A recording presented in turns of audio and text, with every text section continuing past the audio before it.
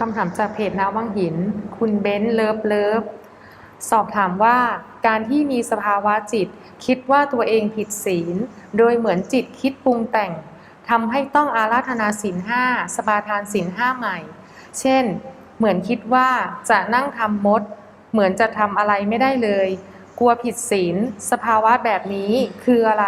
ทำให้ชีวิตสับสนจะแก้ไขอย่างไรครับก็อย่าไปบ้าจี้ตามมันแค่นั้นเอง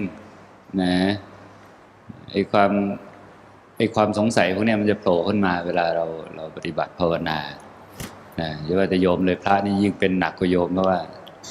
พระศีล227ข้อนะมันให้วิตกกังวลไปหมดนะคือถ้าจะว่าไปแล้วเนี่ยถ้าไม่อยู่ป่าอยู่ดงจริงนี่นะไอ้เรื่องที่จะไม่ผิดพระวินัยเลยนี่ยากมากสำหรับพระในเมืองนี่นะ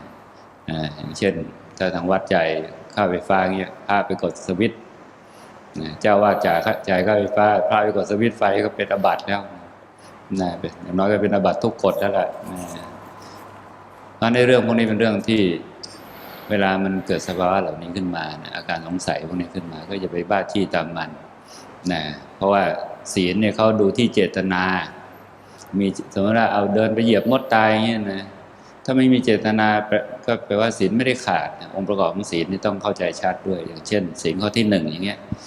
สัตว์นั้นมีชีวิตรู้ว่าสัตว์นั้นมีชีวิตมีจิตที่จะฆ่ามีความพยายามแล้วก็สัตว์นั้นตายลงด้วยความพยายามนั้นถ้าครบองค์ประกอบ5ข้ออย่างเงี้ยศีลถึงจะขาดไม่ใช่นั่งอยู่แล้วก็ไปทับมดตายแล้วก็บอกว่าผิดศีลแล้วศีลไม่ได้เปราะบางขนาดนั้นแต่นี้ศีลเนี่ยเป็นเครื่องมืออย่างหนึ่งในการทำให้จิตไม่เดือดร้อนแล้วก่อให้เป็นฐานให้เกิดสมาธิได้ง่ายนี่ศีลก็ศีลทั่วไปที่โยมเดือดร้อนใจกันอย่างนี้คือเป็นเรื่องของศีลภายนอกแต่ตัวศีลภายในเนี่ยสัมมาวาจาสัมมากัมมันตะสัมมาชีวะเหล่านี้ซึ่งเป็นองค์มรรคเนี่ยเป็นศีลที่มันออกมาจากข้างในมันไม่อยากที่จะทำอะไรผิด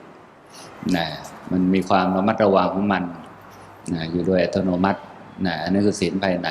แล้วส่วนมากคนทั่วไปก็เวลาปฏิบัติอย่างไรก็จะเดือดร้อนเรื่องของศีลที่เราทำผิดศีลข้อนั้นการภาวนาจะได้ผลไหม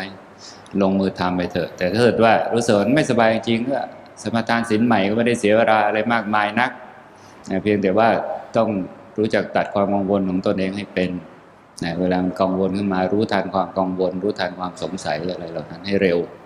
ถ้ากังวลก็เป็นโทสะอย่างหนึ่งแค่นั้นเองถ้าสงสัยก็เป็นวิจิกิจฉาซึ่งเป็นกิเลสอย่างหนึ่ง